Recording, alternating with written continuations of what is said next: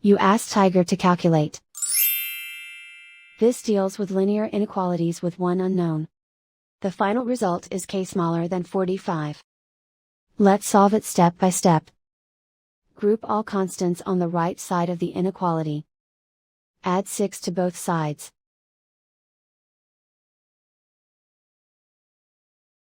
Simplify the arithmetic.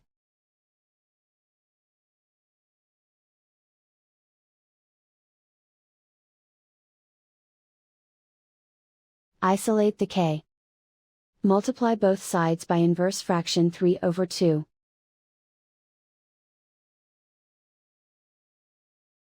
Group like terms.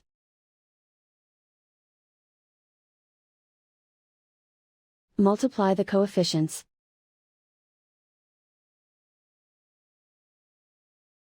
Simplify the fraction.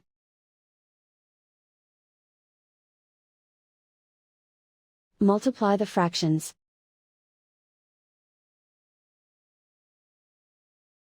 Simplify the arithmetic.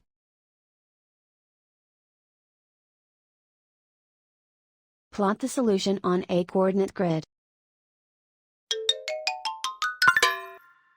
And so the final result is k smaller than 45.